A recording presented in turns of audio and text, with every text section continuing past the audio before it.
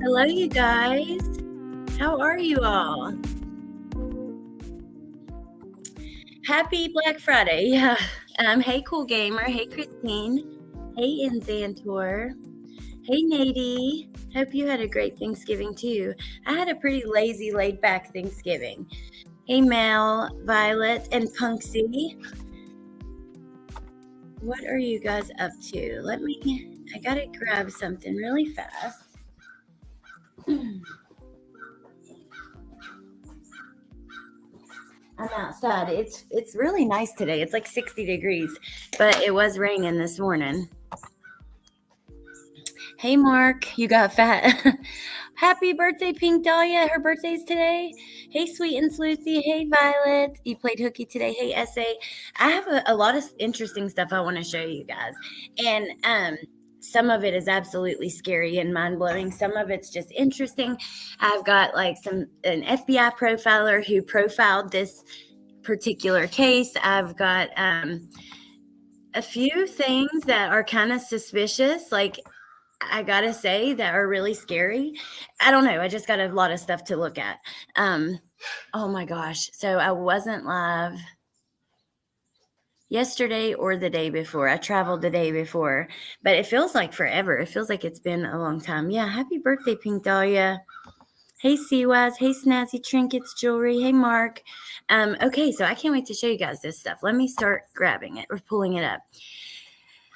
The first thing is actually something that Brittany just gave me, allegedly with Brittany, which I think most of you guys know her, but if not, she has a channel, Allegedly with Brittany, and she's also covering this case. She's a friend of mine, and she sent me this, which is really scary. So, and then I have something else that's also very suspicious and scary, and we'll start with these two things. So, this is a tweet from a verified crime reporter, apparently, because she has the check mark on Twitter.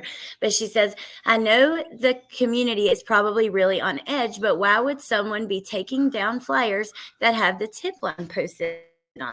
So these are like these are the 911 like logs, or it's some kind of log. I'm assuming the 911 logs. And it said at 1410, a male was walking around down posters with tip line information. Officer responded, no report. So I thought that was really interesting. Well, I don't know. Hey, Tia. How are you, beautiful? Hope you had a good Thanksgiving. I wanted to come live last night, but I was just so tired. I think turkey really does put you to sleep. It really, really does. Hey, Allegedly. I don't know, Mel. So I thought that was really interesting. I wanted to show you guys. It goes along with something else I wanted to show you anyways. That is this. Hold on, let's see. It's just a photo, but it's a tweet. It's actually a post that JLR had shared. And it's about Jake, Maddie's boyfriend, and it says he sold his pickup truck right after the murders. Now, have I verified this to be 100% true? No. So we just have to go on. This is what's being reported, but I do find that really interesting. Imagine being a turkey.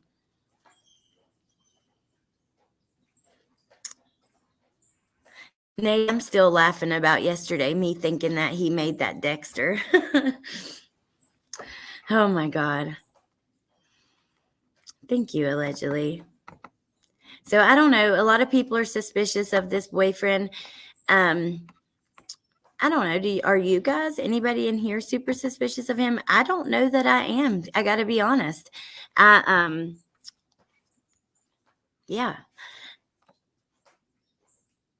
I don't know. I have more suspicion over the hoodie guy who's already been cleared. But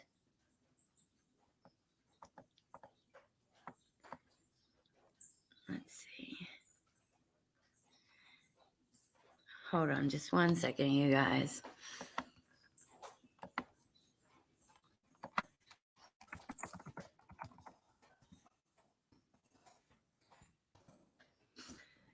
The article wasn't in there, so I'm just going to pull it up this way. Okay, so this is about the FBI profiler. I thought this was so interesting. Then I'm going to show you guys. So the police were asked if they were comparing this to another case or, looking at this in another case, and they said that they were.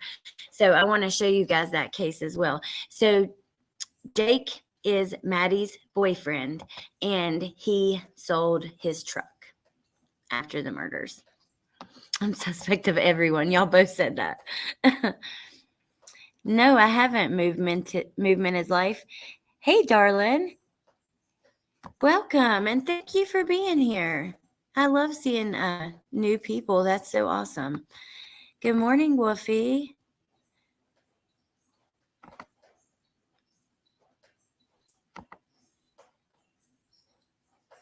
Okay, let's see. I'd like to see Decipher Podcast go through some of this stuff.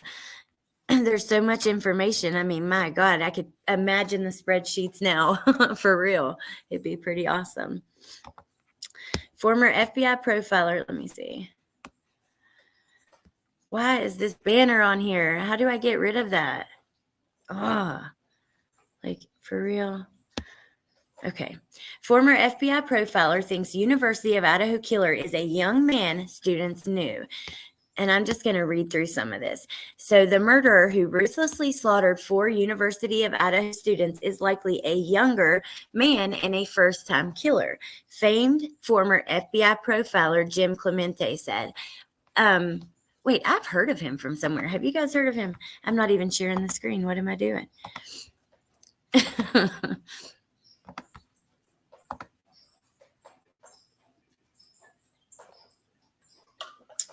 Haven't been on for a couple days, so I'm just not with it.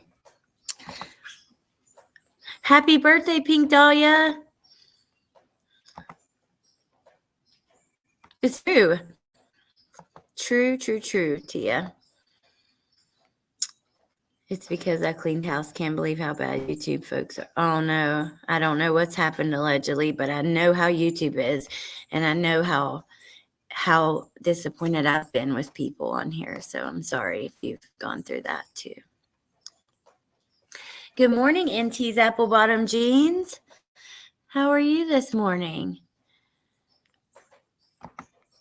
Okay. Clemente, a criminal behavioral expert and former New York State prosecutor, believes the person who killed Kaylee Gonsalves, that's how you say that. The C is pronounced like an S. Kaylee Gonsalves. That's what that's the conclusion I've came to. Kaylee Gonsalves, Ethan Chapin, Xana Kernodle, and Madison Mogan on November 13th likely knew at least one of the victims. This is an extremely risky crime for the offender, unless he knows one or more of the victims or he's been stalking one of them, he told the New York Post on Wednesday. Going into an occupied dwelling with 6 young adults, any of whom could have a knife or a gun or a cell phone to call the police, is extremely risky unless you know the circumstances inside.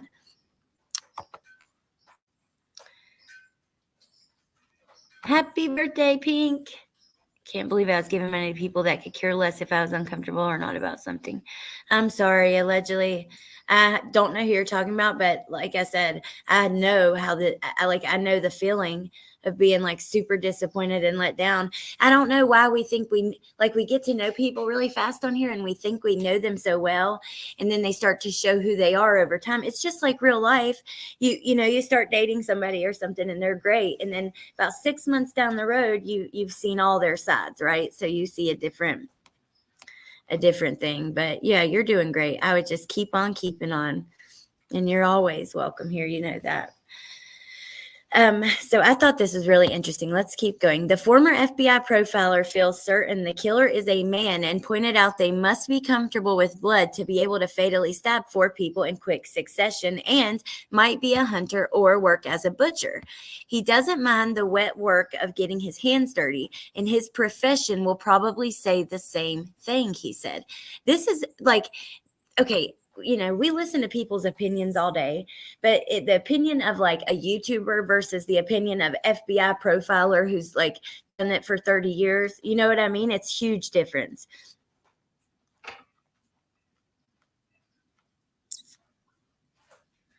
I ran right over. My ears were burning.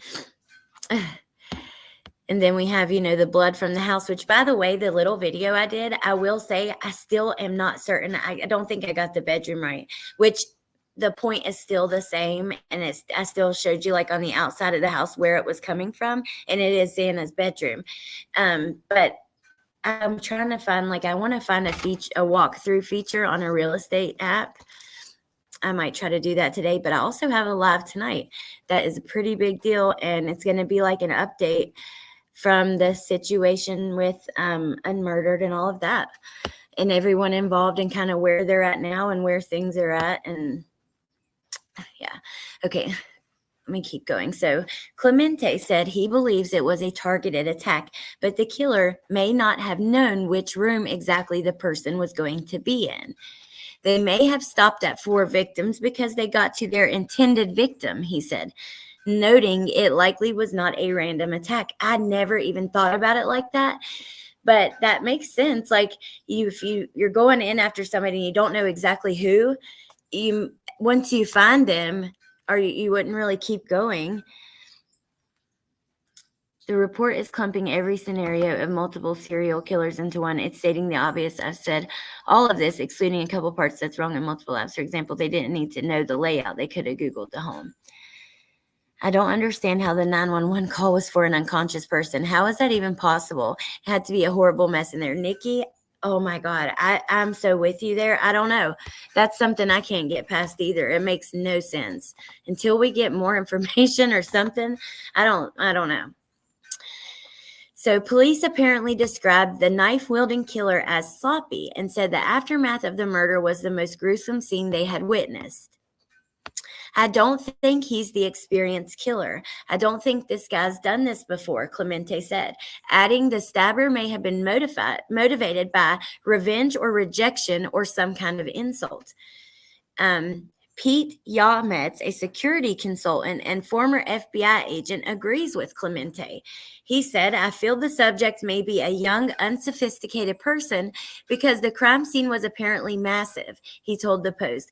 Going into an occupied home where there were 6 people in different rooms in the middle of the night is pretty dangerous. Police in Moscow, Idaho have yet to name a suspect and have provided conflicting stories about what happened before the murder. They have also been unable to confirm reports Gonsalves being stalked. Everything I've found says they cannot find, and I'll show, I haven't actually got an article about that as well. Investigators have looked extensively into information they received about Kaylee Gonsalves having a stalker, the Moscow PD said in an update on Tuesday night. They have pursued hundreds of pieces of information related to this topic and have not been able to verify or identify a stalker. Clemente thinks authorities have a lot working against them because in addition to the offender likely fleeing town after the killing and getting a 9-hour head start before the alarm was raised, students also followed suit out of fear or for Thanksgiving break. So there they are with the roommates. He says that's a big problem and that, oh my God, I hadn't thought about that. But yeah, a lot of potential suspects and witnesses will be gone. Locals should be on the lookout for people. Now, there have been multiple instances. I wish I could find it. I saw a thing yesterday about these girls who were going out to their car and there was a man in their car. And they ran and started screaming and he ran off or something. But I can't remember the exact details. But there are things like that happening. Hey, Lady V. Hey, Luanna. Ooh, Smoky Blue Days. Hey, West Virginia Holler Girl. Good to see you. Is there any question? Now, Pink Dahlia, the police say that they are not suspects and they have been cleared, basically. They're not suspects at this time. I know, that is really interesting. What if they went in there not knowing exactly where they were going, right? Which room. But then once they found their target, they wouldn't continue. Mary, I listened to that reading and I found, and if you search Italian bread or French bread, Moscow, Idaho, there's that comes up, and if you go on Google Maps, directly across the walkway from this little restaurant, there's like a tree and these benches, which I found so interesting. But it's 1.5 miles from their work. So I don't know if it's what she was talking about. Oh, I hope you have a great day, Tia. I think this profiler is spot on. What did Nadie say? Let me see. Oh, yeah, I read that one earlier. Hey, Rena, good to see you. Which one are you? Oh my God, and about? There's something else he said. Who is he? Or this guy? Or I don't know who you're talking about, allegedly. There is something else he said that I agree with. They should be looking at footage and phone records and all people they encountered up to 72 hours before. Oh, Rena, I'm so sorry. You do, Nadie. You really do. There's definitely a reason why they are not telling us the order in which they were killed. I think once he got the last one, they had accomplished what they set out to do. So let me go back to this tab. Here is another photo that was taken that day. I found that interesting. I hadn't seen that one. That is Kaylee and one of the roommates. I think that's Dylan, right?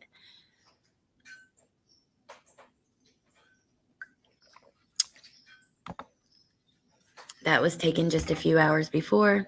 The profiler. Oh, okay. Thank you, allegedly. So he's been on a panel?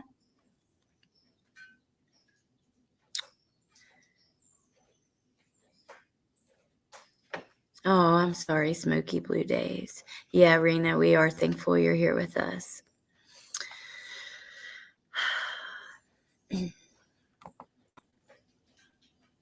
And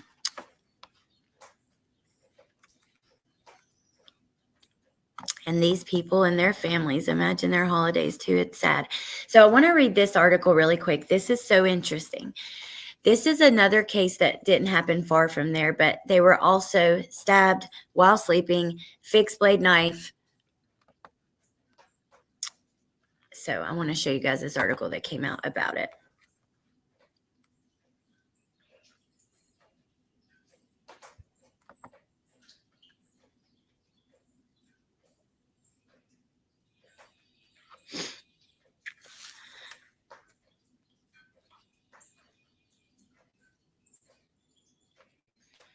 I love you, Pink Dahlia. And yeah, just message me or I'll call you after. Okay. Cops probing link between University of Idaho murders and similar. Cops investigating the brutal slaying of 4 University of Idaho students are looking into possible ties with an earlier deadly knife attack on a sleeping couple in Oregon. Moscow Police Chief James Fry was asked Wednesday if his officers were looking into any possible connection to this is, quote, unsolved double stabbing, unquote, of Travis and Jamie Jewett about 400 miles away in Salem in August last year. That case, the reporter noted, also involved 2 people stabbed in their home in the middle of the night. Long knife, no suspect at this point, much like the off-campus quadruple slaying in Moscow. And there they are. Cops investigating the brutal slaying of 4 University Idaho students confirmed they are looking into possible ties with the unsolved double stabbing of Travis and Jamie Lynn in Salem, Oregon in August last year. We're looking at every avenue, and we have other agencies reaching out with other cases and stuff that we are going to follow up on those. When pressed, he confirmed that the Salem attack, in which Travis was killed while his wife survived despite being stabbed 19 times, was on his team's radar. Wow, so she survived. She was stabbed 19 times. Wow. Wonder what she went. Moscow Police Chief confirmed he had a tip to look into possible ties with the unsolved attack on Travis and his wife. I actually had a tip come in on that case, and I forwarded it, he confirmed. The Juetans were attacked by a masked intruder as they slept at 3 a.m., police said at that time, with their family putting up a $50,000 reward for info leading to the killer's arrest. Friends said that Travis, 26, died while trying to fight back and stop his killer's frenzied attack on his 24-year-old wife, who survived. My God, they're babies. He saved her life, a family friend told Cohen 6 News at the time. He protected her from the attacker. Travis's family put up the $50,000 reward. Like in the Idaho case, the killer struck as other people were home at the time, and a friend planning to cat sit for the Juetans, who were due to fly to Hawaii the next day, is thought to have scared off the attacker. And they still do not have a suspect for the shocking killing of Kaylee Gonsalves and Ethan Chapin, Xana Kernodle, and Madison Mogan in the early hours of November 13th. The roommate's dog was spared in the fatal attack.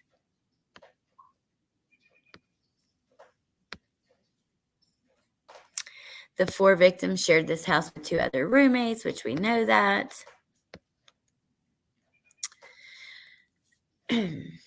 Police said all 4 of them were likely sleeping.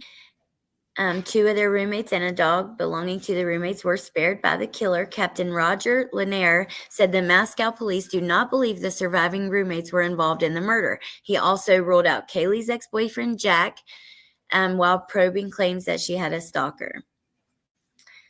Also, the guy in the security footage has been ruled out. Why has Maddie's boyfriend, or, why has Jake not been ruled out? I would love to hear that next. Dog could have been in one of the rooms with... I doubt that, though. You think so? I think the dog was probably in the room with her. Like, my dog would sleep. I don't know. I just don't see that, but maybe.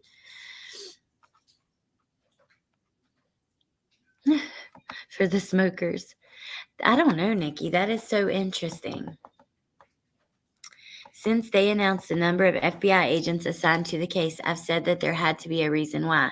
There's usually 3 to 4 FBI, not 46. This might be an MO from other cases. You know what? I'm wondering if that's not what it is. And the next thing we're going to follow in with this. So the next thing is going to be an article which, we could compare a lot deeper. It doesn't go very deep, but they are kind of comparing this with Bundy and Gainesville, the Gainesville Ripper, or whatever his name was. So this is also New York Post. Wow.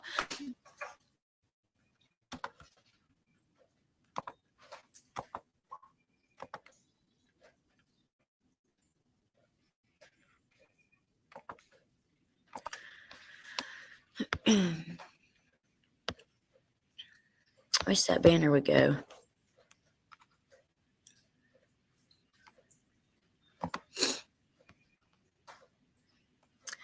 Okay. Let me just check on you guys for a minute. Hey, Amber. Oh, thank you, Leo girl. Hello. Hey, Jimmy. Happy day after Thanksgiving, Black Friday. They were home before the others. Yeah, I know, but he probably was in a kennel or something, right, while they were on.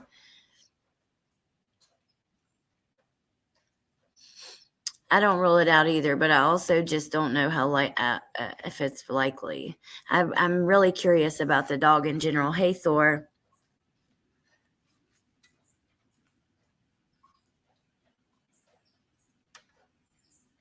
I know, Luana. It's absolute insanity. It's I don't think we realize how much this happens. If you're out living your everyday life, if you're looking into this stuff like we do, you do. But this has been happening for a long time like this. And honestly, I think that technology has just made us more aware of it. But imagine before, when we weren't aware of everything happening in every little town, and there wasn't TikToks, and the only stories you heard was from the mainstream media. And there's a lot of stuff that we didn't know that was happening,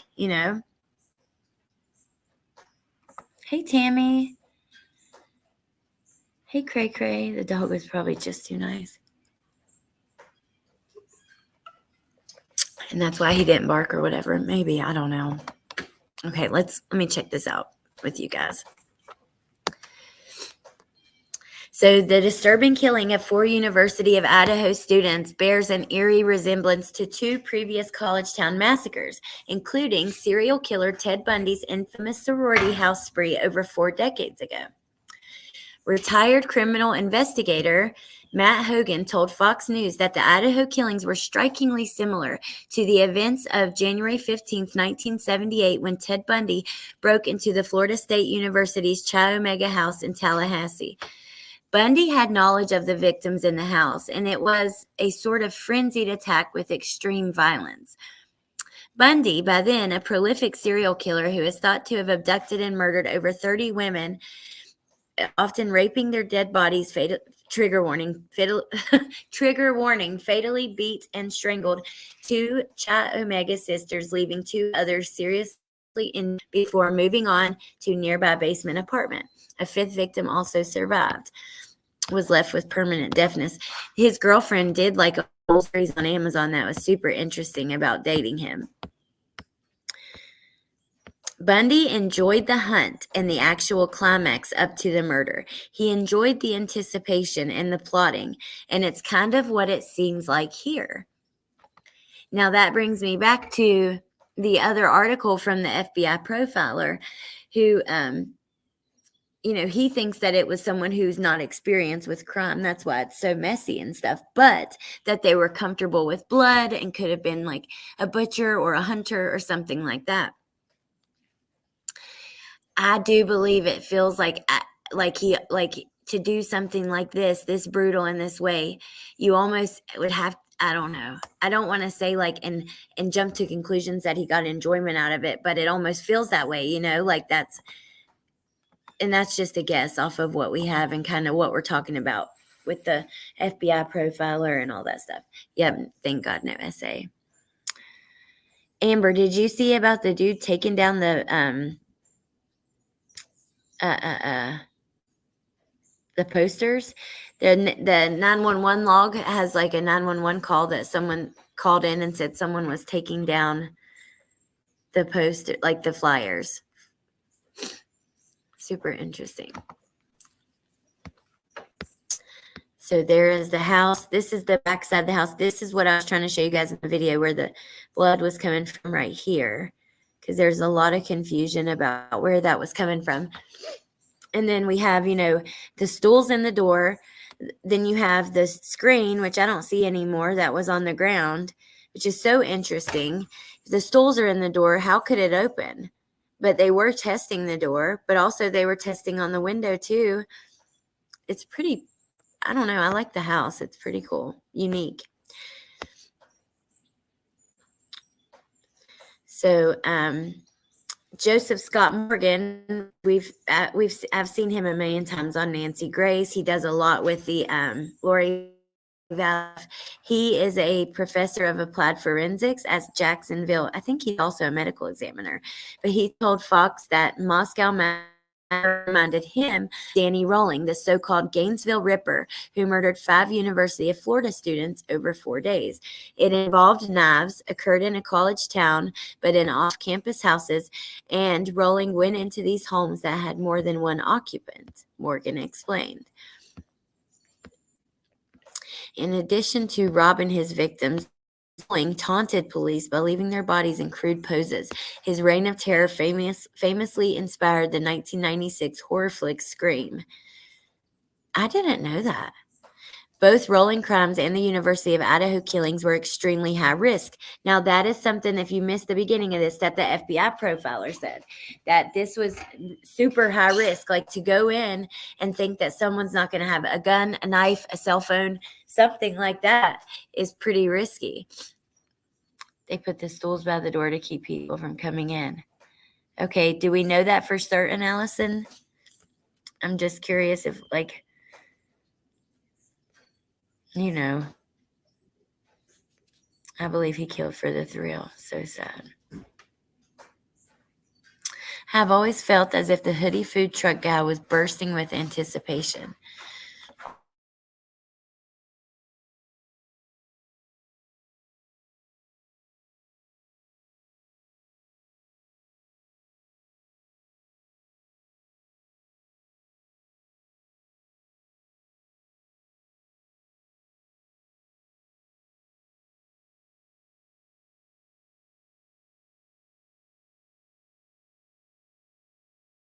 Okay, sorry, you guys. I've always felt the hoodie food truck guy was a little awkward too. I'm surprised that he's been ruled out.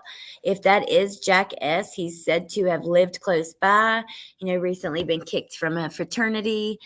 There's some interesting stuff there, but, I want to know where we got that. Law enforcement put them there. You would know if they had guns. The pics in the beginning showed no stools by the door. Okay. Thank you, guys. Well, interesting. Because, usually they're not going to move stuff in a scene, right? Not much, but so I didn't expect that. Okay. He says, but all of this is speculation, which we need to remember what we're talking about today. Even the FBI profiler. Now, is it an educated opinion? More educated than me or what your average YouTuber? Yeah, but still, it's still speculation. So now, despite Hoggett and Morgan's comparison, this is what we were talking about. The profiler, Jim Clemente, pushed back on the idea that he's a serial predator. If it was a serial killer, I would expect him to kill everyone in the house. So I believe this was a targeted attack, totally different from Bundy, which was a random attack. He told Fox. Investigators in Moscow previously confirmed the attack was personal. 2 other housemates were left unharmed and reportedly did not hear the killings take place. Speaking to the Post on Wednesday, Clemente insisted he was likely a younger man whom one of the victims was familiar with. And then, going into an occupied dwelling without a gun, knife, cell phone, everything that I just said, because I guess that they're putting that article with this one. Let's talk about this for just a second, though. The blood. You hear a lot of people saying that it's home heating oil, which is AKA off-road diesel. The photos I've seen of off-road diesel, well, for one, you see how it's like red up here, but it's darker at the bottom. Like, I don't know. To me, it's obvious that it's blood. But if you look like at photos of off-road diesel, it doesn't look like that. Let me see if I can find like an image of it, which is home heating oil. Off-road diesel is home heating oil. It has a red dye in it, but it looks more like juice, right? Or like Kool-Aid. It's not like this.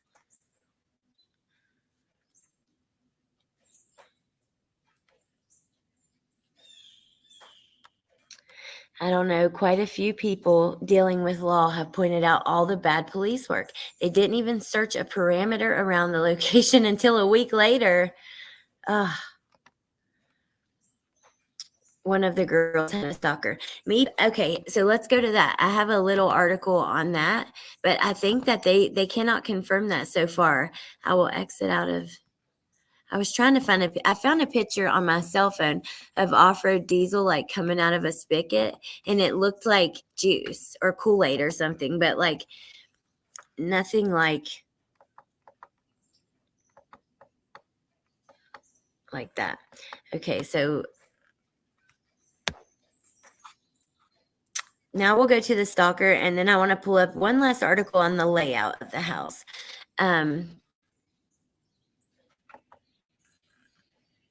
Where did my StreamYard tab go, you guys?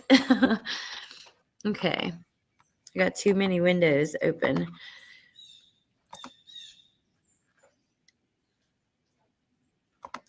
So here's an article from ABC. Idaho college murders. Police say no evidence victim had a stalker. I'll just go ahead and play the video. Feeling why they've been looking for us. Well, shoot. I have to be muted for that.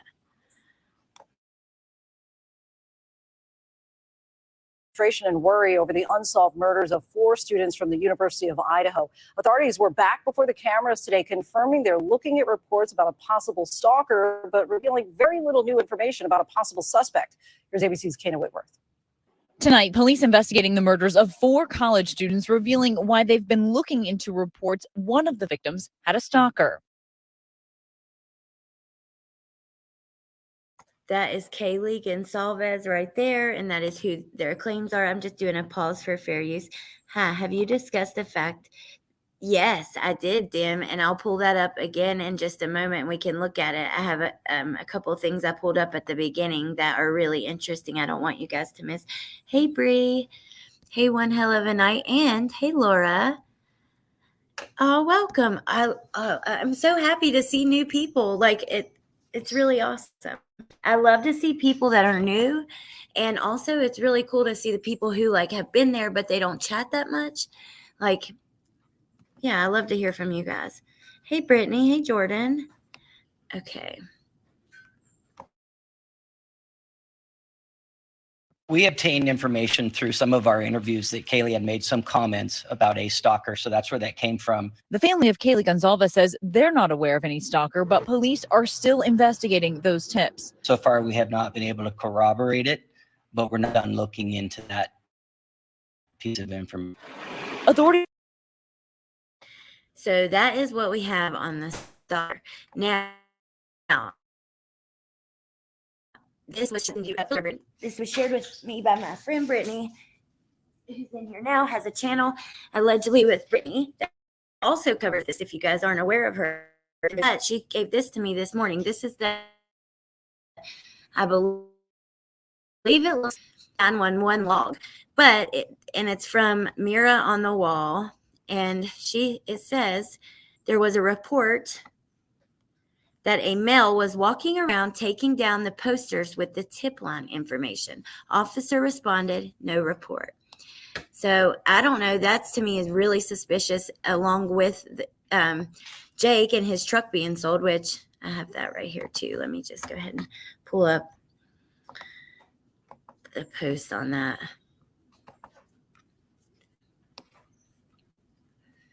You know, there are little things happening that just don't seem right. So I do want to point those out as we go. It is suspicious. Hey, Ran. No report. Yeah, I don't know. I guess that means they didn't take a report. Police showed up and didn't see anything, so they didn't take a report of it. That's what I'm assuming. But I don't know. You know, I have to go a little deeper on that one. Hey, Halo Art. Hey, Marie. Oh, awesome. Hi, SRB. You guys are making my whole entire day. Thank you for being here. Newbie. I'm a non-chatty oldie, misdemeanor. I've seen your name like maybe once or, you know, occasionally, but thank you. Thank you, guys. I believe the killer mingled in with the students but was unnoticeable. Can the public request for the phone call? I bet you. Yeah. Now, I don't know if we'd get it because, the case is active and open. A lot of times with the case that's still open, they won't be able to give you much or anything. So let me see though. Now I'm going to look at this article.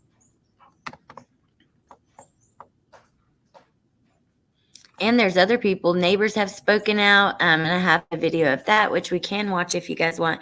But I did want to pull up this article about the floor plan,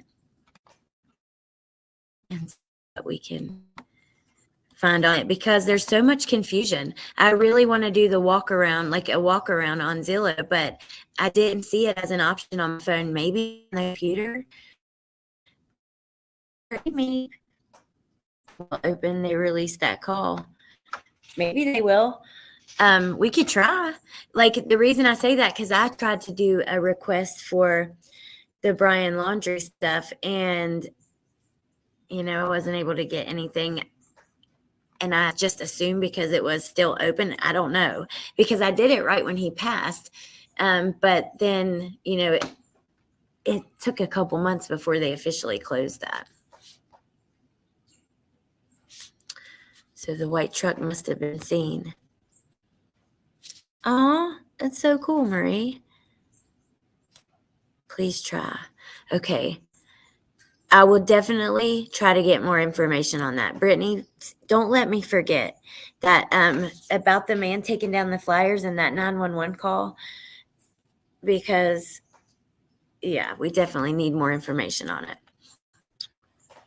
Okay, let's see. Florida. Florida plans reveal layout of house where killer knifed university student. Let me see. The house plans of 1122 King Road obtained by the Daily Mail show provide a clear layout of the split level property in the city of Moscow. Chapin and Kernodle, who were dating, are thought to have been sleeping together in a bedroom on one floor, while Mogan and Gonsalves would have been in separate bedrooms on the other. The house has a split level layout with a lower first floor accessed by a door with a code lock. The other two roommates, Bethany Funk and Dylan Martinson, unknowingly slept through the carnage on the lower level. A TikTok video of Gonsalves with her pet dog was shot in her room on the third floor with the balcony visible, indicating that was where she lived. So this is the house. So the two sleeping roommates would have been down here. Xana and Ethan would have been right here, and that's where the blood was coming from. And that makes sense, right? Victims and a lot more blood. And then, which is still, they're right on top. You know, it's still interesting to me that they're right on top of that lower half. But then you have the upstairs part is not even over the lower half. It's over the dirt and I don't know if there's a basement there or anything, but to confront the victims on the third floor, the suspect would have passed through multiple common rooms, including the living room on the second level. Police declined to say Wednesday if the suspect entered through the front door or the sliding door. So if the suspect went in and was after Maddie or Kaylee, Ethan and Xana could have just been, someone that they ran into on the way.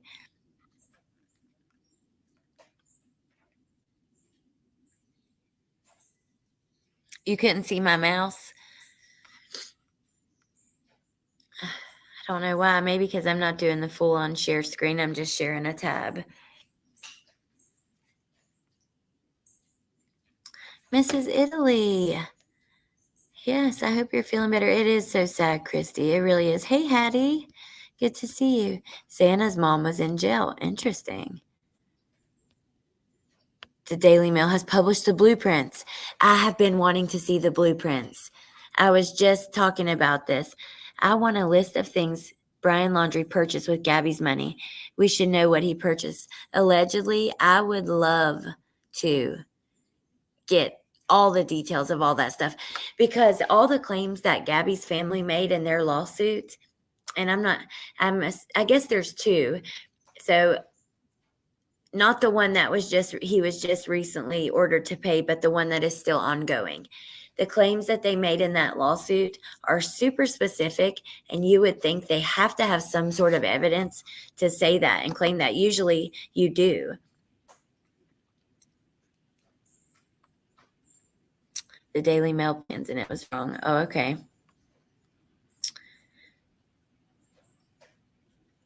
Oh, Mrs. Italy, I'm so sorry, but I'm so glad you're doing better and on your way to recovery and doing, feeling better. There's Maddie. I mean, these girls are beautiful. I love that dress. That is cute. Maddie Mogan. Oh, I love that dress. She's so cute too. My God. The 2,300 square feet home also has 3 bathrooms and was most recently rented in June for about $2,500 per month. It's actually $2,498. One of the top campus housing options available, sought after location within close walking, biking, driving distance to campus and Greek Row. Moscow police have ruled out several people as suspects, including the roommates and an ex-boyfriend of Gonsalves. Okay, I'm going to drop the link because I want you guys to have an opportunity to come out if you have anything you want to say about Jack, about Hoodie Guy, about the layout of the house, anything like that. You are welcome to come up and, yeah. Let me see. Okay. So now I have other things I wanted to show you guys, but quickly, I want to first pull up Twitter and see what we can find over there. Just doing like some scrolling through and looking at what's on there.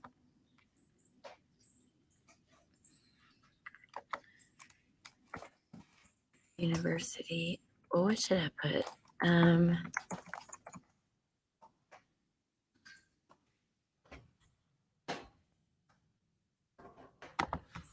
We'll do a scroll. Oh, Britt. Hello. Hey, girly. How are Hey. I'm pretty good. How are you? Oh my God, I want to know more about the flyers being taken down. Like, who would do that? How can we find out more about that? I mean, I I guess you'd don't have know. because that's the record. I guess that's the record request. Would we contact the courthouse? I don't know. I think we should try to figure out how we can find out more. You can come up, Jordan. Yeah, I'm like, hey, Jordan. Like, how would they know it was a guy? Like, somebody had to have seen it to know that it was a Yeah. man taken down. I don't know, but let's try to see, like, if anybody knows what we have to do. And Brittany, keep in mind so we can try to find out, like, later today. I'll call the courthouse or whoever we got to call. Hello? Oh, I'm here. I'm sorry. Did I lose you? Because I'm on No. only can see the Twitter screen. I wanted to run this by you too, because I don't even know if we talked about this on the phone, but I'm thinking now, oh God, and I could be so wrong, y'all, but just trying to figure out like the events of that night. The more that I look into it, the more I believe possibly that Maddie and Kaylee were in the same bed. Because think about it, they're drunk potentially. I do believe Maddie was. And in that food truck video, you hear her tell Maddie like they'll just share the food, and then we see that they called Jack that night, both of them. So couldn't you see two girls just laying in the bed trying to get Yeah. Jack on the phone? Could it be that one of them or both of them heard a noise outside that alarmed them? And maybe Ethan and Xana were already asleep. The roommates that survived were already in the bed. So I could see the girls like trying to call Jack. I thought about that. Because they're scared. I thought about that. Yes, like that's Yeah. why they called him over and over. Jordan? Yeah. Hey guys. Hey girl, how are Happy you? Thanksgiving. Happy Happy- Thanksgiving. It's relevant, Woofy. It's the poster. Someone's taking down the posters with the tip line. Yeah, Like like the who would go around the town and do that? What Yeah, what reason would they have? I've read on like sites that they have caught people doing that and they were actually like the suspects. Yeah, So good it's one, definitely poster. interesting. it But is I did interesting. ask my husband's home and I did ask him, I said, like them not taking a report, and he said the officer must have felt like it wasn't necessary to take a report on it. Yes, Miss Italy. Sorry, Miss Italy asked a question. Yes, I will. Oh, okay. I didn't know what posters. Okay, Jordan, I missed the last part of what you said. Can you say it again? I'm sorry. Yeah, no, I just asked my husband, and he said that the officer, whoever took the call, just didn't feel like they needed to take a report on it. Oh, which is crazy okay. to Because me. because is that common? I guess if they feel like that it's not, important enough to do paperwork on, and it's like a lot of paperwork and stuff, like they just will not take a report, and maybe they just kind of like, jot it down, and if they, get another call or whatever, then they'll do a report. Yeah. Oh, interesting. Okay. Meep, but they said that Kaylee was the kind of person who would call you over and over till you answered over anything. She just would do that. So now, you know what? There is actually video. I have it pulled up because I was going to play it today from Icked Mail of some people who were there that night, and they were talking about, like, they were there at the food truck, and they said, actually, Brittany, you mentioned Maddie being intoxicated. They said that Kaylee was, and then they show like a clip of the video, and you can see her like kind of stumbling in it. So she was the one that was wearing pink, right? Yeah. Well, Maddie was in Maddie pink, was wearing the pink. and then Kaylee had on like the Oh, gray okay. hoodie. But if you both of them, because if you watch Maddie when they run off, like they leave, when Maddie rounds the corner of the food truck, she stumbles too. So I definitely believe both of them were intoxicated, but more so Maddie than Kaylee. Because if you look, Maddie's like she's stumbling around the whole time. Interesting. I'm That's my kind of opinion. curious about like Ethan and Xana. Like I know they said they went to the party from 8 to what, 9? Oh, I can't remember the exact hours, but I did see that they went. But I don't remember the exact details, but I did see they went to the party before. So were they just Didn't home, like, hanging out until the girls got home, or like what did they do No, after they left the party? they went somewhere else. Like, I think they got home at 1 o'clock, right? No, that was the other roommates. I'm with you, Wolfie. If I heard something, I would leave the bed too. But if you got to think about like this, these are young girls, and I've done this too, and I know like this is not going to save you. But have you ever been afraid and like you jump in the bed under the blankets? I don't know why. I just imagine these girls in the bed, and they're like, "Oh my God, call Jack!" I just heard a I felt scuffle like that's what they outside. did too. Like they got scared, like they heard something and they got scared and they called him. And then think about the bar stools in the sliding glass door. Have y'all saw that where they got the bar stools wedged Yes. through the Yeah. door? What if they did that night, when they Why do you heard music, just see for someone? added I was protection? thinking that too. I thought that police wouldn't change the scene, right? And I was too, but someone in here said that there was photos of the door prior to this, and there was no stools there. Well, it could be because The I bar. I pondered that. Like, what if the surviving roommates or someone put them there to keep intruders from coming in? Now that there's a lot of attention on the house, that's very possible. I think the killer let the dog out, and that's why Kaylee was calling Jack. Oh my God. They were tipsy and probably missing her ex, drunked out and fell asleep chatting.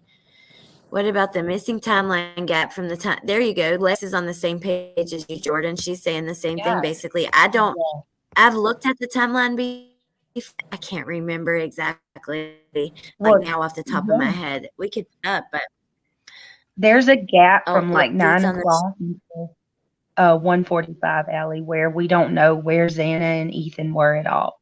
Like, I we know know they were Xana's at, dad said that she called him at like what, 12? I think so. So I mean there has, like, where did they go? I'm just curious where they went. Well, what do you guys think about? Did you see at the beginning? Now, the police have said that they have gotten tons of tips of other crimes that are similar, but one of a couple who was sleeping, they were, stabbed in their sleep, and the woman ended up surviving. But they did say that they were, looking at that one and some other ones. What do you guys think? And then we have an FBI profiler who's come out and said, no, this is so messy. It doesn't seem like it's somebody who's experienced in this. What do you guys think about that? Um, I I just agree. feel it's somebody that they know. Yeah, I definitely think it's somebody they know. I think it's somebody young, and I'll tell you why. Because if you remember Kaylee's mom's interview, was it Kaylee? Oh my God, I've watched so much. I've watched so many different things.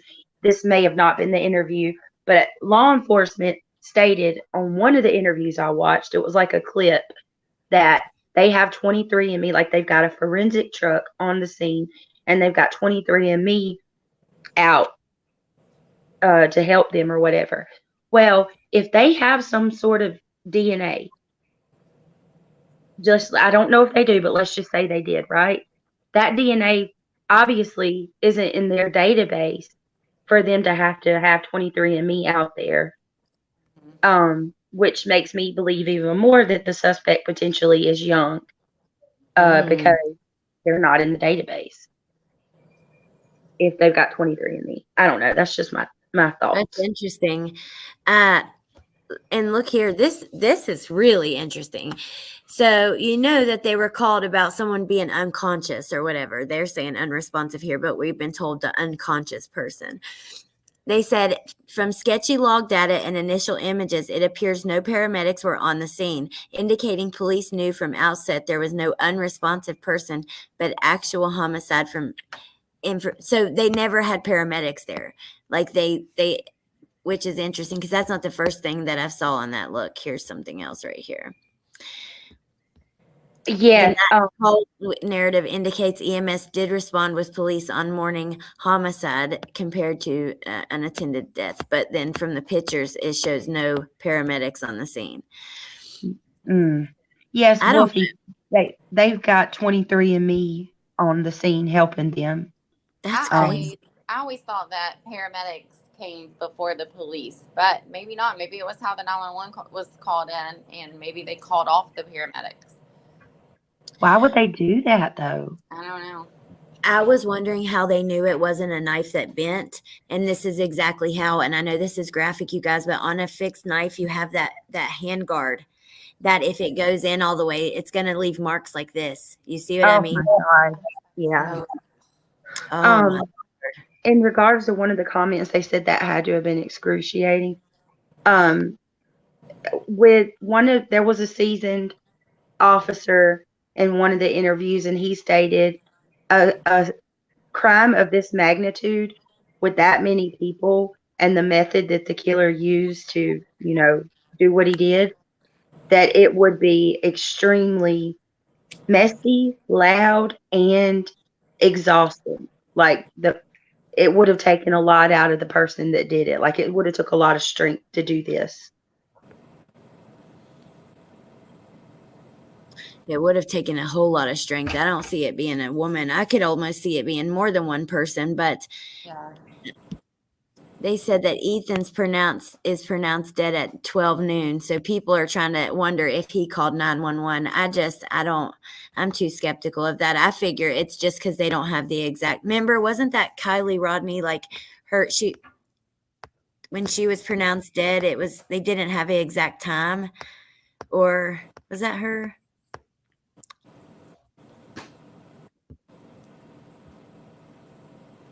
You cut out. Can you say that again? I'm sorry. Ethan has here's some Marie. Hey, Marie. Hi everyone. Hi.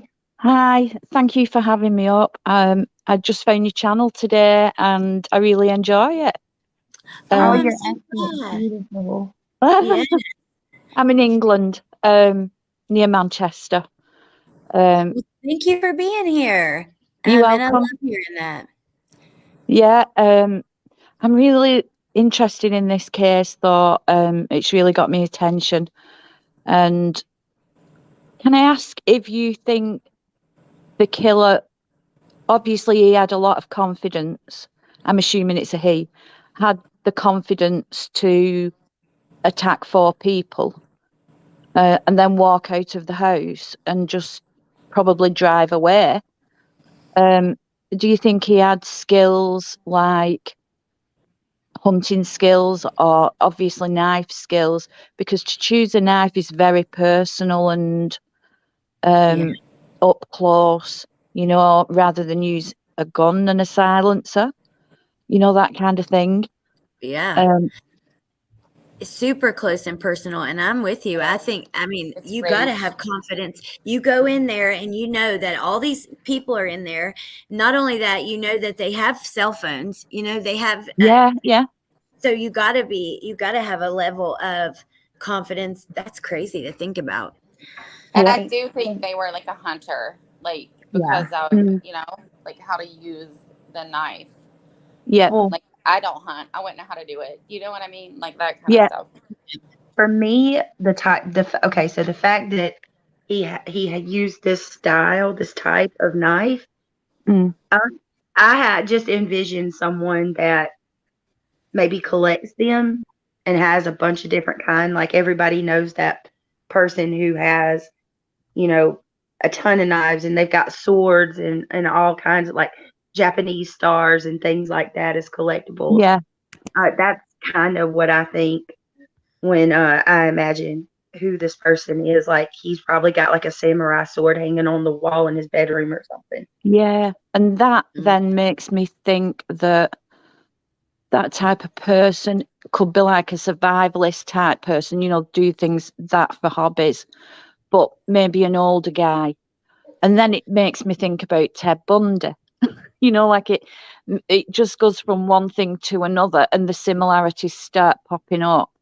And I think if it's like someone that was similar to Ted Bundy, maybe he mingled in with the campus but wasn't actually at the university, but kind of mingled in but went unnoticed because he just looked normal.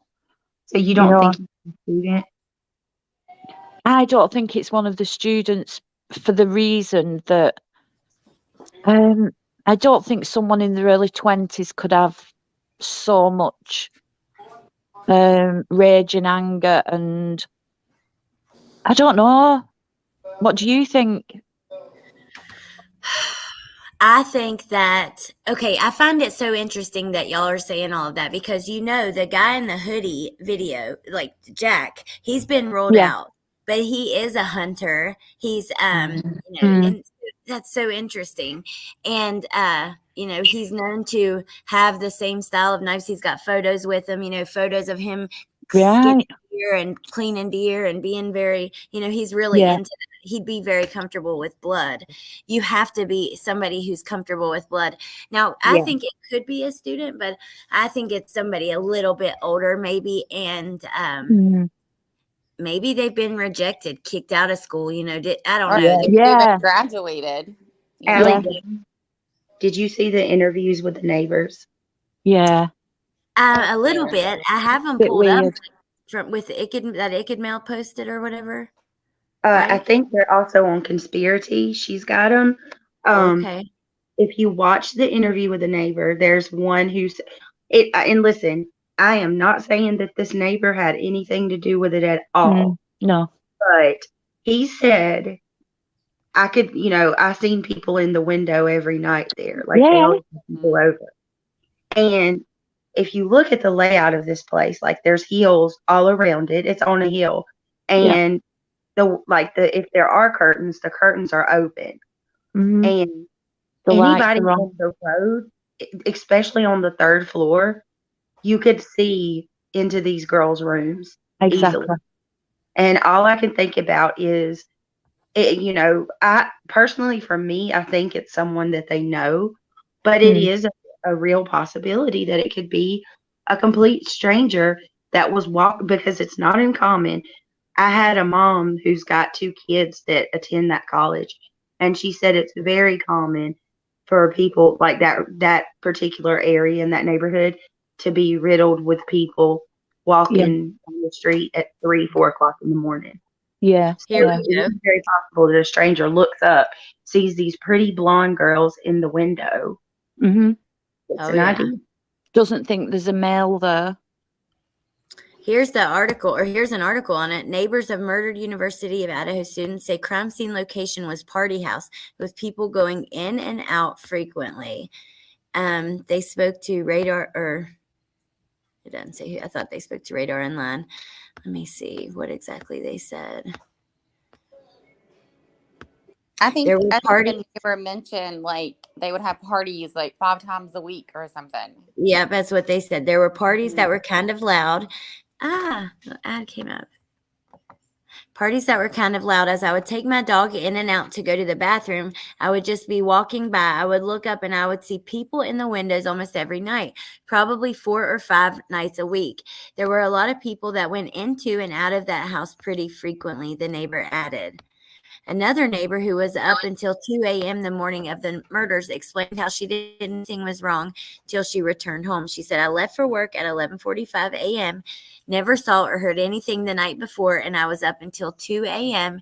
and never heard anything at all. I was at work, and the only thing I heard about was like the unconscious person. And then I didn't realize it had more severity till I got home, and I could hear the clicking of cameras. They always had a little gathering. They always have music going. Wow. It's unreal. It's the stuff of nightmares. It really is. Yes, absolutely. It bothers me so much that these houses are so close to each other and no one heard a thing. So that makes me think that, again, the confidence of this person, the road that goes along the back of the house that overlooks the patio area, you could park a car, you could hang around in the trees and the bushes and observe the comings and goings of that property, and you know that there's so many properties behind it, so it's easy access from that. I think it's King Road. Well, law enforcement are exploring that too. Yeah. That possibility. Think about Murphy, the dog. Yeah. Okay. Then you think about the neighbors saying they didn't hear anything. Yeah. So it must be someone familiar. Exactly. Because wouldn't that dog, even if that dog was used to strangers coming in and out, if somebody was harming a dog's owner, that I would think they would at least bark, right? Oh, definitely, yeah. Or jump on you, because even if when you're playing with a puppy, the puppy will still try and jump and get involved. So I don't get unless. What if you know the person? It just might be used to having so many people around. How old was the puppy? Wasn't it like little? He didn't look too little to me. He looked. I know he's like a golden doodle, but I didn't know if he was like a puppy. I can't. Well, I don't know how big he's supposed to be actually, so I don't know.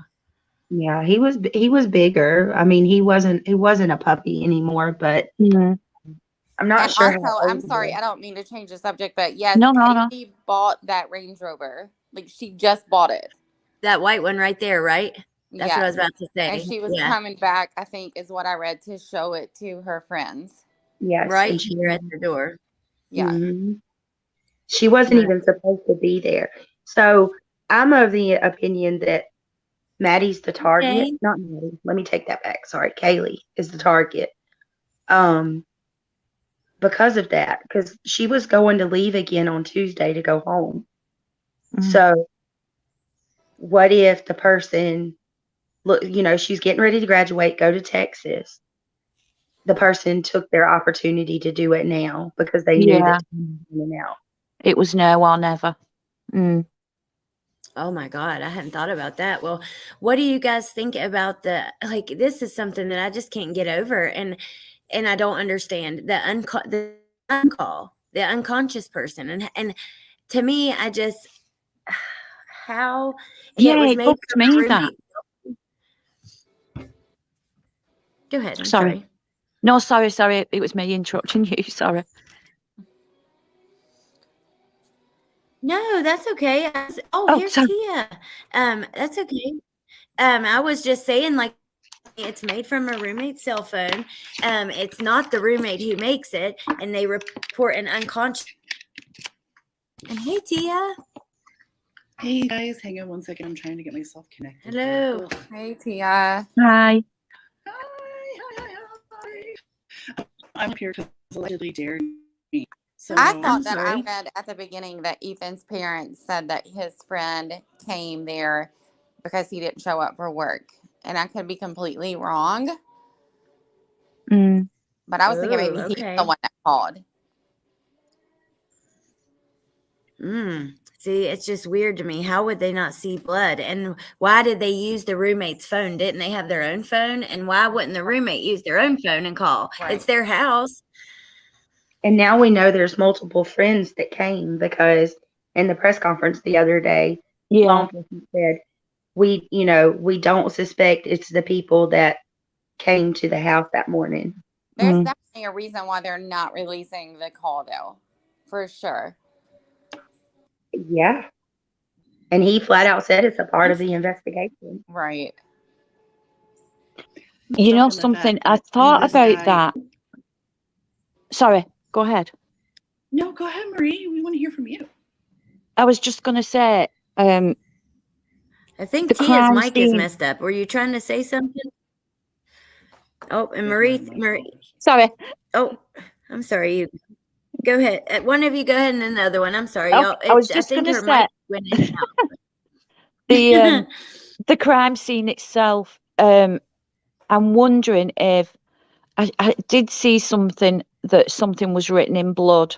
So if it was a targeted attack, maybe something has been Oh. left written, and maybe that's why the 911 calls kind of sealed. You know, if there's any information, imagine someone going into that horrific crime scene and saying Mm. it's just a bloodbath. They said something written in blood. I never heard that.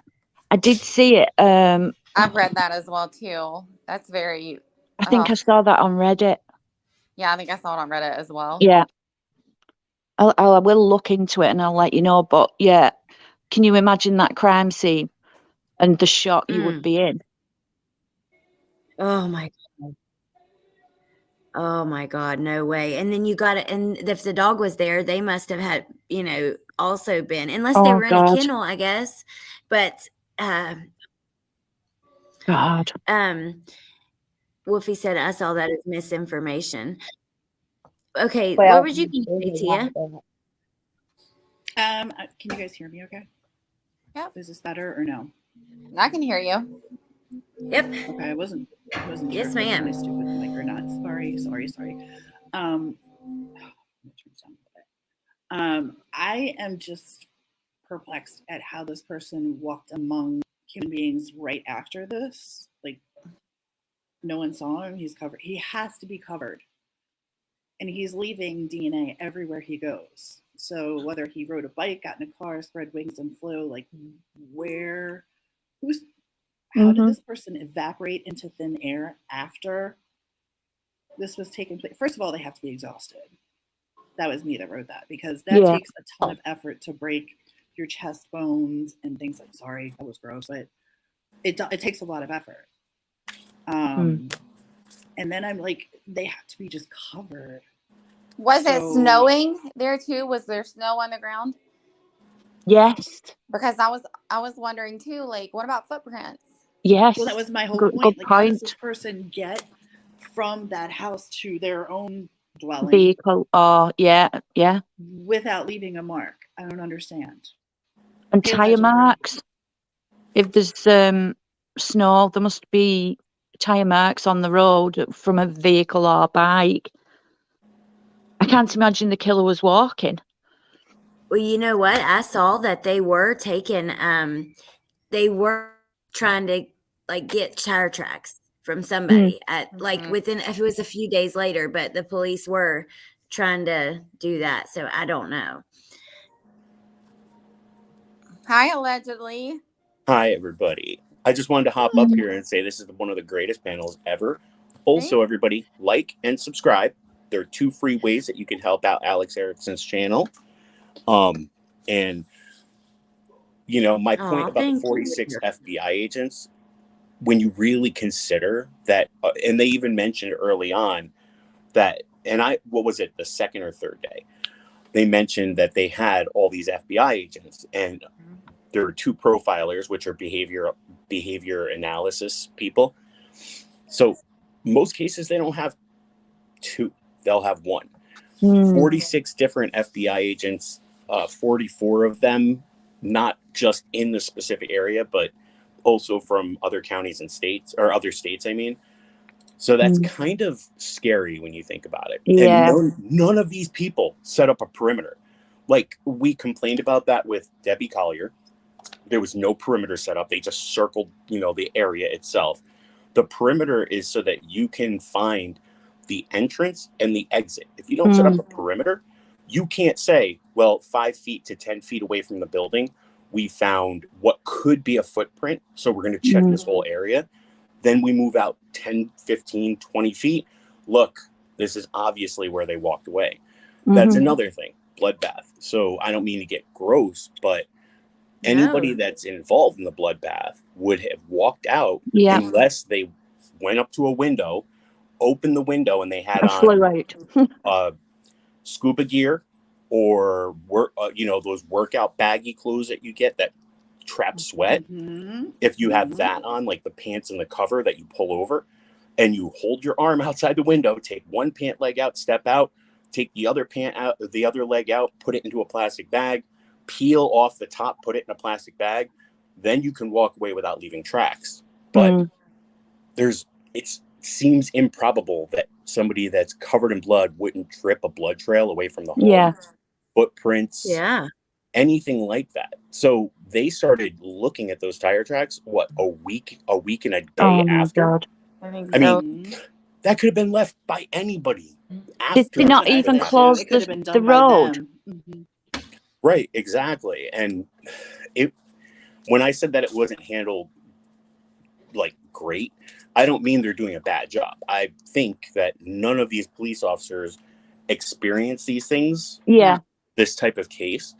So they do their basic thing. If you go for a DV situation, you're only looking at the location, talking to the people. So I think that might be their discrepancy. And I say this on all the lives and panels that I'm on, reformatting the entire law from the basic beat cop all the way up to the 3-letter organizations.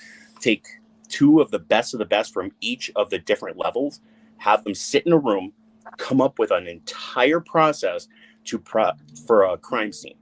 This way you can train all officers.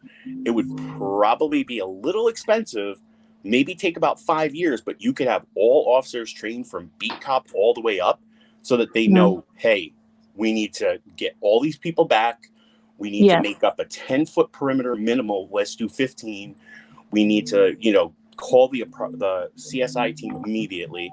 But they don't have that in place because they're just not accustomed to walking into something like this. And I could imagine how emotionally distraught they all were going there.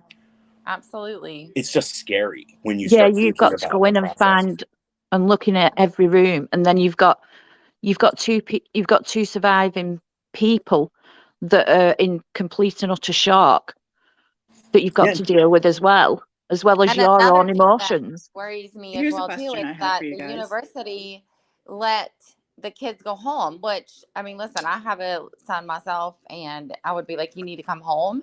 But how do we know that the kid did not leave and go home? I mean, you don't know. It's really crazy.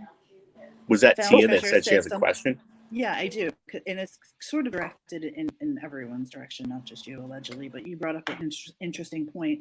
Found treasures that they could have had leftover cleaning gear on. Okay, so that makes it premeditated. And you're talking about a person who now, it doesn't make sense. It was a very disorganized crime scene.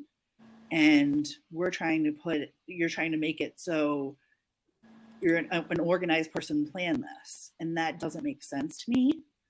How can we I hear that. No, not I didn't mean you. I meant more found treasures. I'm sorry, allegedly. But I'm I agree with you. Does that make sense to you guys? I don't think that he expected. I don't think that the kid, in my opinion, he expected the people that were in the home all to be there. I think he thought that there were going to be less people that were there that night. I agree with that. And probably was rushed too, as well. Get in and get out as fast as you can. Well, I mean, when you think about it, it happened at what? Between 2:30 and 3 a.m. So it would be obvious that other people would be home about that time. If let's say it's somebody they knew, well, they would know the other two really don't go out and do much. Then the guy and the girl, they go out, do their thing together as a couple, and then come back, which kind of fits what happened. The two other people, I don't know if they're guys, girls, whatever, were home. They saw the guy and girl come home. I don't want to go into names because, like I said, I didn't make a video on this case. So it's only because there's just so much information. Like, they were bound and gagged, and somebody's pretending to be the roommate that saw it. And I'm like, huh, I didn't see the police say it was bound and gagged. And then they cleared that up a couple of days later during a presser saying nobody was bound and gagged. And I'm just like, okay, there's so much sporadic information jumping around. We don't know how many trolls are putting out fake information. So I just avoided making a video. But the other two girls did come home. So they knew they would, if it was just somebody who knew them, they would know how the entire household worked. If it was somebody close. So that's why I'm saying, if, let's say I wanted to do it to the yellow house that's across the street from me, all I would do is Google the address. I would get a floor plan. Then I would watch a couple of days to see who comes and goes, how many people are in the house. Then I would look at access points, which I can clearly see from my second floor window. And if I had the floor plans, I'd be able to see that too. And then I would find out who they were. Maybe he took a liking to one. And when they say target, it could mean anything. One girl had more wounds than the others. You crazy mama. I just said hi to crazy mama. I'm sorry while you were chatting. I wasn't interrupting. I was. Ultimately, it could be anything. Like, the only reason I'm saying, like, my first two thoughts were, if I was going to make a hit, first, I know DNA will fall off me. I have hair. I have a full head of hair. I have arm hair. What's the best way to get rid of that? Making an entire mess so that it's cross-contamination, and then keep moving around, because it'll push it to those corners of the room and those little cracks in the wall.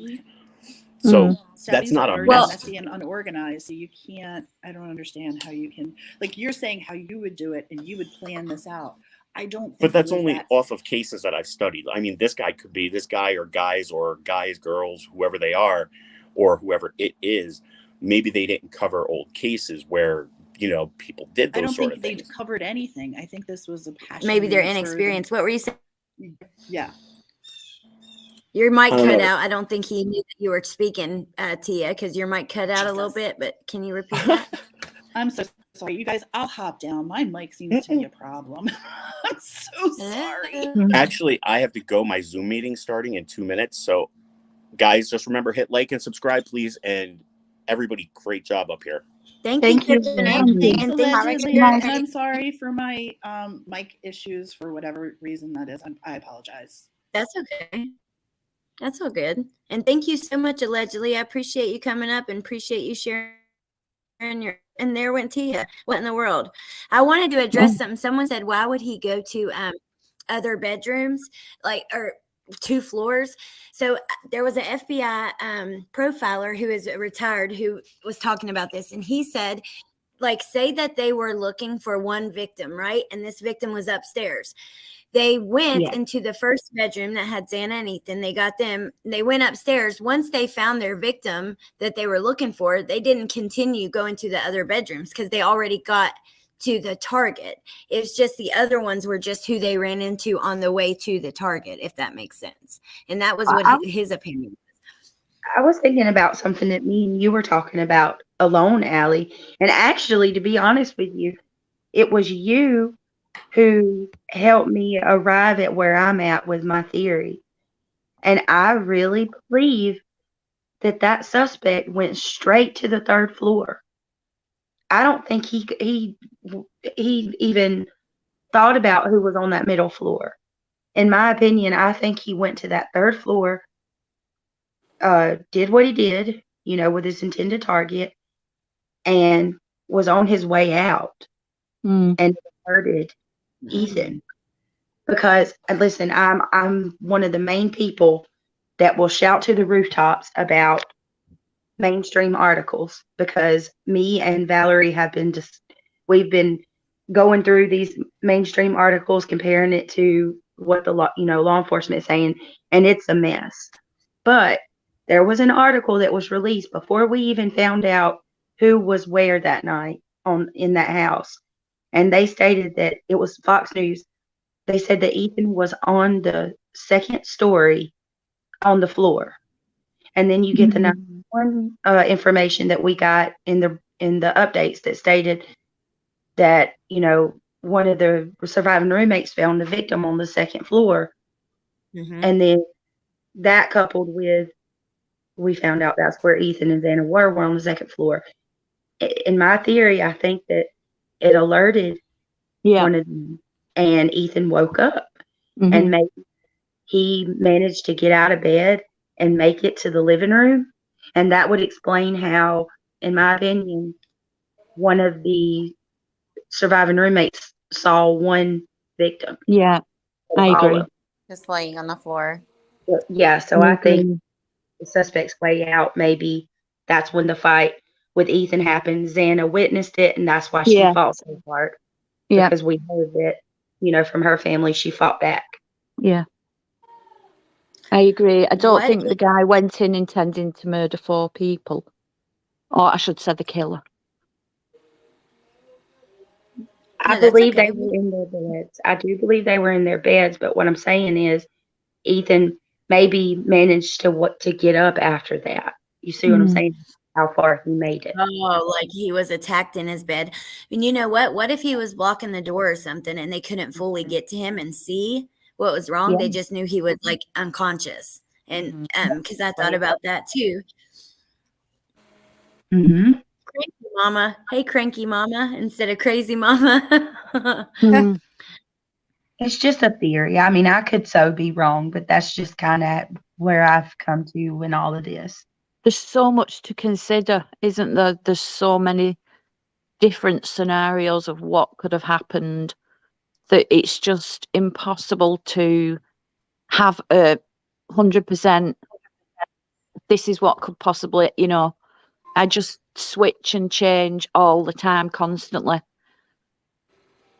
Yeah, me too. I'm just checking to see if my mic's working. Is it any better? I can hear you. Yes, it sounds really great now. Oh, son of a biscuit. Okay, sorry, you guys. Of course, Ava.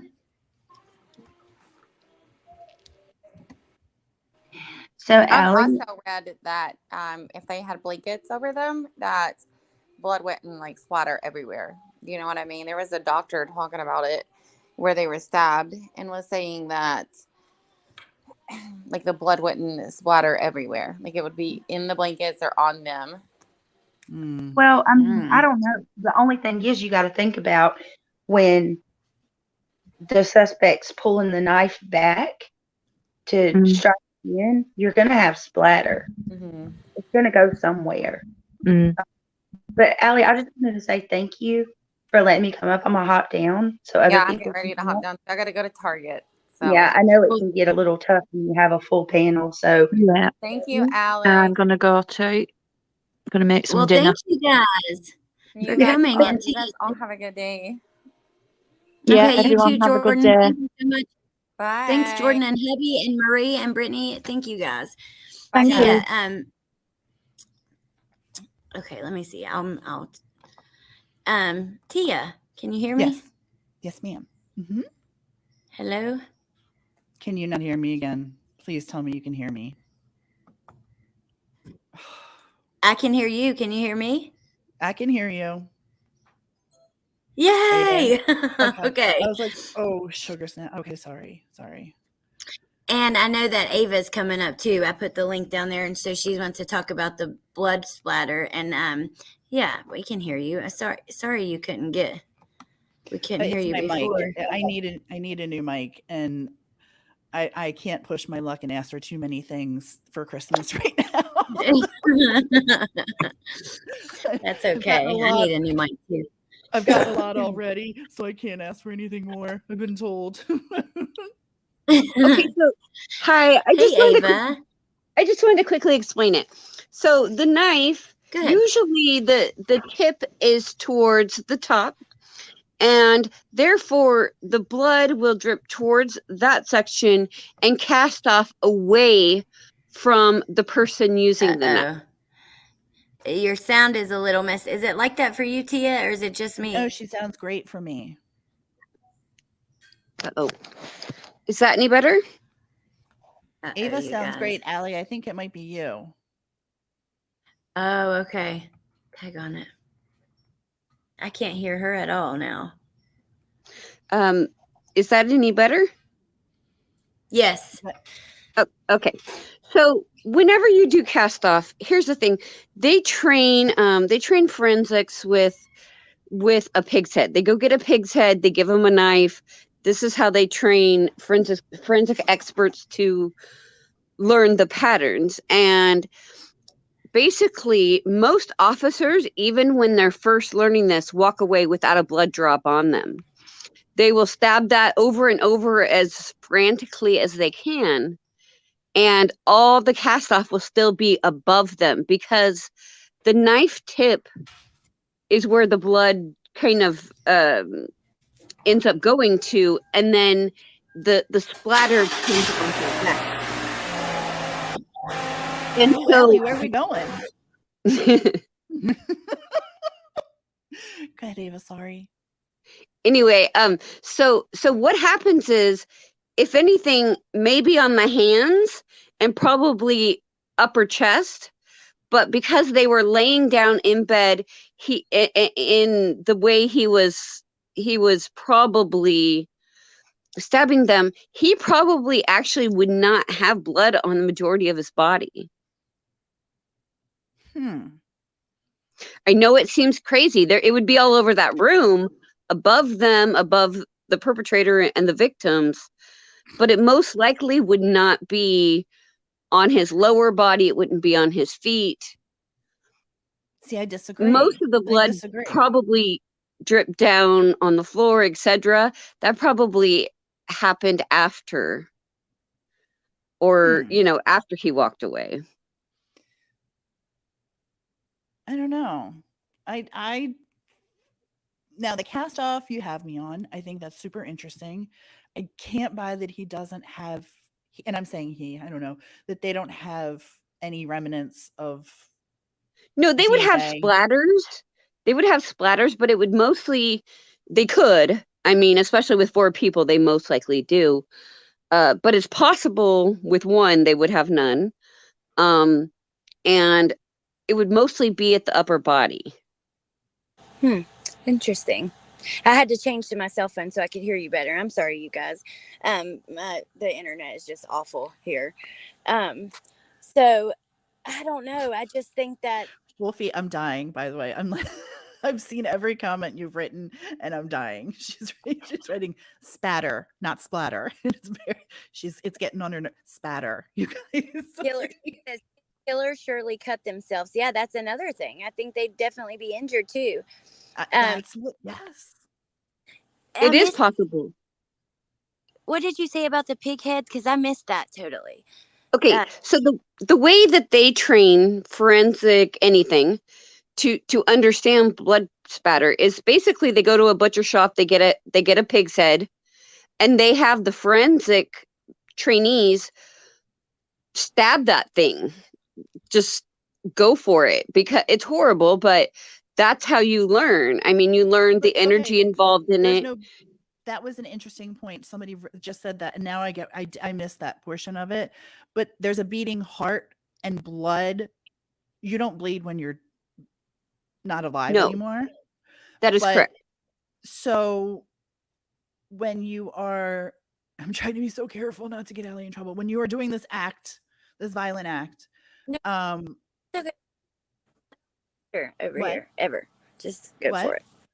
You don't have to censor anything over here. Don't worry about that. When you're doing that violent act, I'm trying not to be, you're going to get sprayed no matter what. Because it's someone with a beating heart. So I think they were covered. Plus the fact you have to hold someone down because their instinct is going to be to get up and go, or fight, like one of the beautiful girls did. So I don't get that they're. Yes, trigger warning. Thank you. Sorry, Missy. Thank you.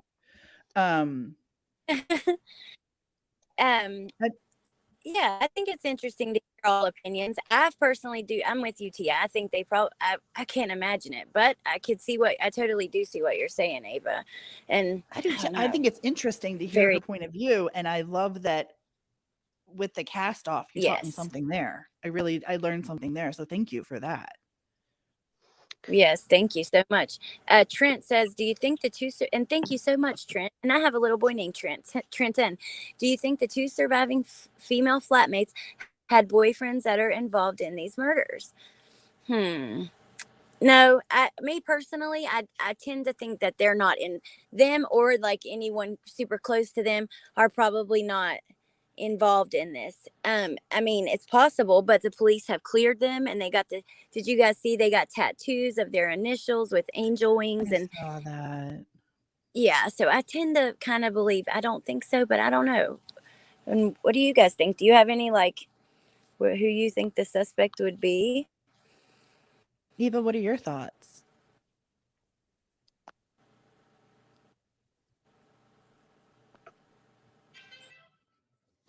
Oops. Oh, she bounced.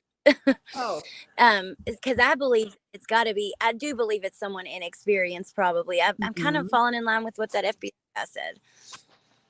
I am so torn on this one. I think that yes, the killer is strong and angry, Marie. I agree with that. I think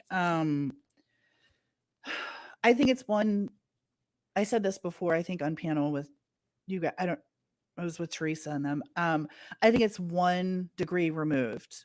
I think it's somebody who's been in the house. I think it's somebody who knew the girls and the lay of the land. But I don't know. To be honest with you, like, I'm not educated on this case the way that you guys are. I'm kind of headline reading, which I hate. So I haven't deep dived anything.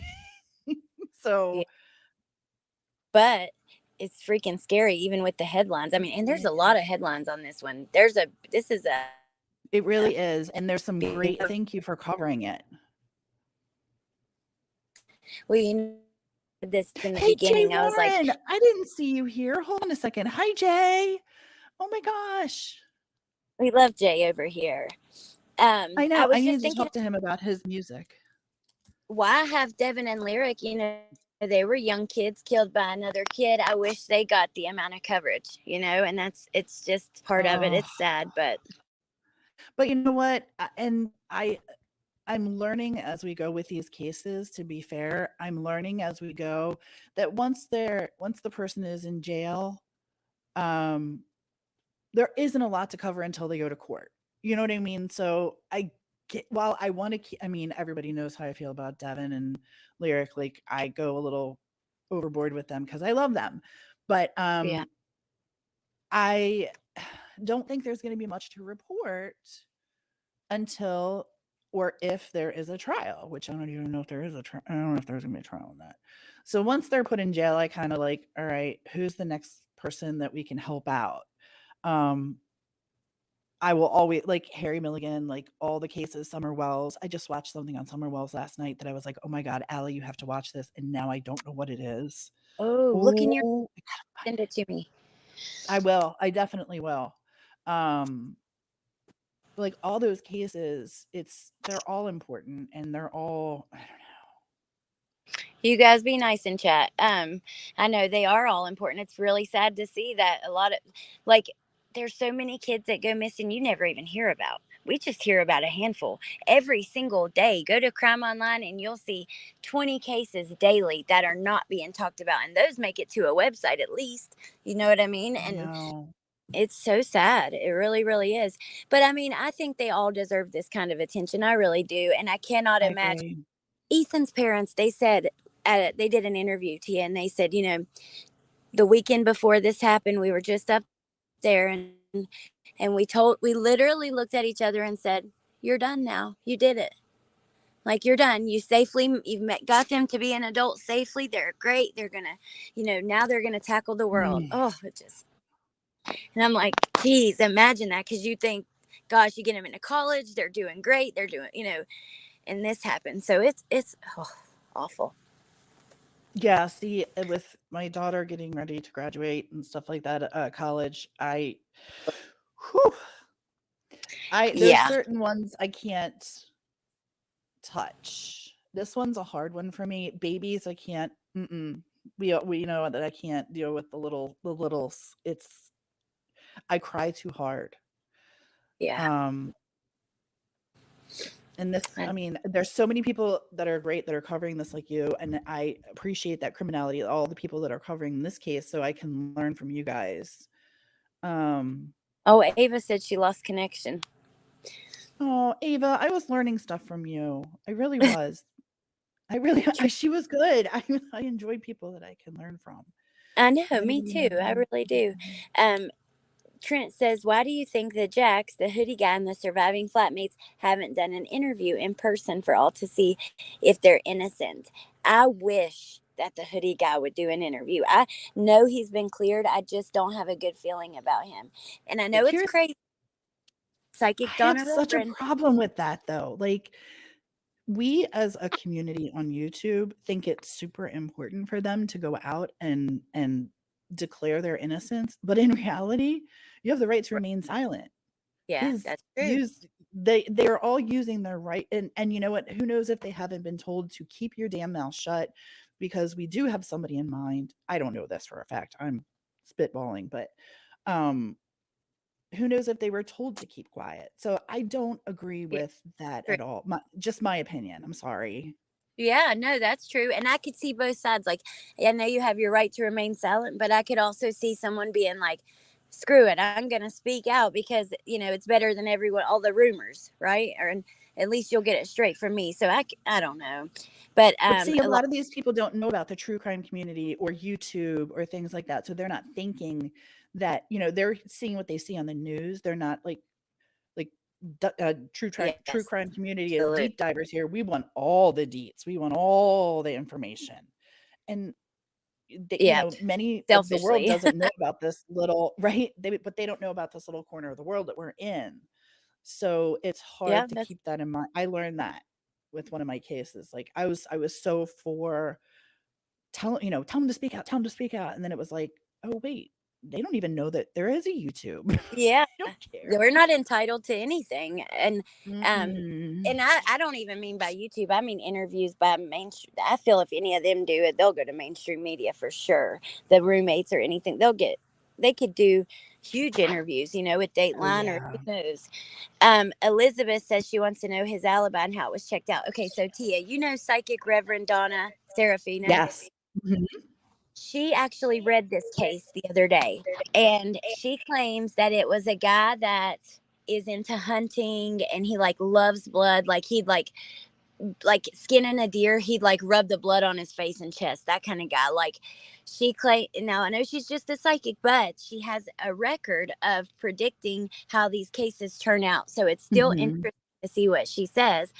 Well, she says that this guy, he really lines up like he could be almost hoodie guy because he's like a neighbor who loves to hunt, has Facebook pictures with deer and blood, and this guy does. He has pictures of him skinning deer and, really some gory stuff. So I don't know. If you haven't heard that, you got to go listen to it. I did listen to that, and I thought that was interesting. Found pleasure, no offense, but y'all would speculate on every word to make us. You know what? This is that's such a true statement, and I agree with that. That's why I didn't want to talk about the 911 call because we haven't heard it, and you're exactly right. Everyone speculates every single word, and I can't. Yep. And we tear it apart, just like when Dawn or Candace talks and we're like, wait, they said this in this order, or they used this word, and sometimes it's just as simple as that's just the way they said it. There's nothing to read into, but we do. Each patterns. Yes. Allie, I have to run. I'm having lunch with the hubby. So I have to hop down. But thank you for having me. I really appreciate it. It was very kind. And I hope you guys have a great day. Go look at Tia's channel, Decipher Podcast. She has a great channel with her friend LFT and Crazy Mama. Well, my friends too. All right. Yeah, they're your friends too. Bye. Have a good day. You too. Let's see. She said his relatives own a bread shop or bakery on Main Street, and he works there, and they suspect him, but they're afraid to ask him about it. I know, David, I did find a restaurant. I don't know if it's on Main Street, though, but if you Google Moscow, Idaho, French bread, there is a store that comes back, and directly across from the store, there's a tree with a bench. Like she keeps talking about a bench and a tree. So it's really interesting. Look at the young lad in the Summer Wells case. He talked, and it was a car crash. You're right, Hunter. Marie, that is, you said you just found my channel. Summer's case is a case. Oh my God, I feel like it's just part of my heart and soul at this point. And the case, Summer, everything. But I went to Tennessee and actually made a few videos and stuff. You should check those out if you're interested in her case, because it was really cool being there in person, and it was much different than kind of what we see.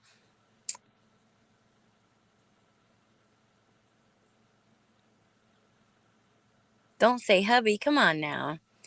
There's so many people that hunt and they don't kill people. Mama Bling, I know, and I don't ever want that to be confused. I'm from West Virginia. I came from a family of hunters. In the winter, our entire garage would be filled with deer, and there'd be, coons hanging from trees and all kinds of stuff. So, yeah, I'm totally used to the hunting. Seriously, there was a raccoon skull that hung from this tree for like 15 years, and it was like a lucky thing. We do all that. They do all that gross stuff. I don't, but so yeah, I don't think that means. Summer in Delphi. I've done a little bit on Delphi too. I'm really interested in that, but if you're Christian, they are something to avoid, but these are the internet.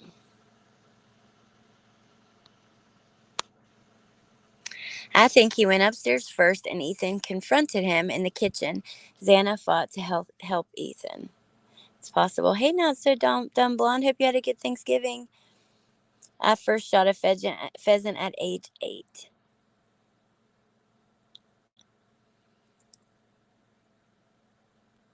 Wow, Thomas, that's an interesting observation. I'll have to look at that again. I don't think all these agencies are on the same page. They seem to look at each other during press conferences like they are not confident in their answers. I know, Woofy.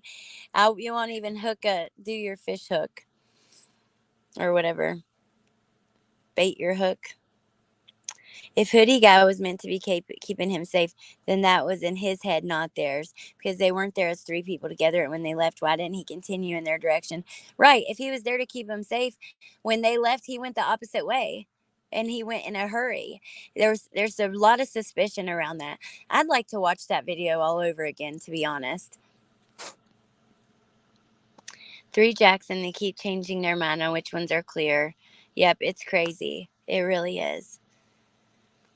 I wouldn't either, but I will say it depends. Like if someone is like particularly gruesome with them and does things in a way that's not your average way, like, we all know most people know how the basic way to skin a deer and those kind of things. But if he's doing it in like a super gruesome way or something really like, then I gotta look at it. And to YouTubers, never. Yep, me too, Liza. I've talked with families and stuff on my channel, but only of close. Well, no, one case was open, but she was like fighting her little.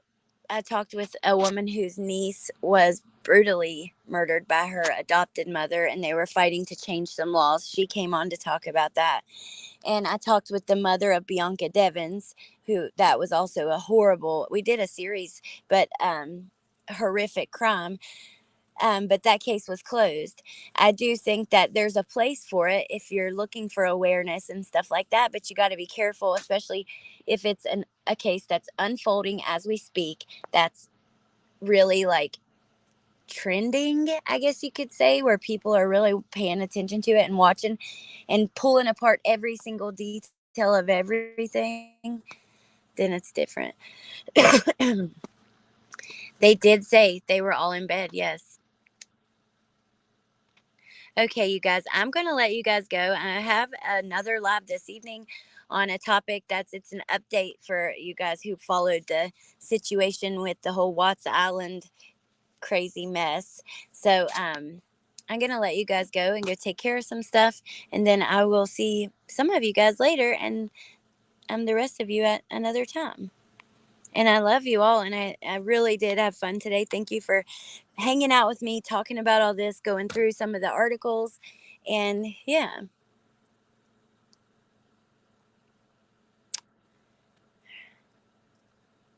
Thank you. All right, you guys. Thank you, Nzantor, so much. I hope you guys have a great day, and I'll see you soon, okay? Thank you to my mods, too. I appreciate you guys. Bye.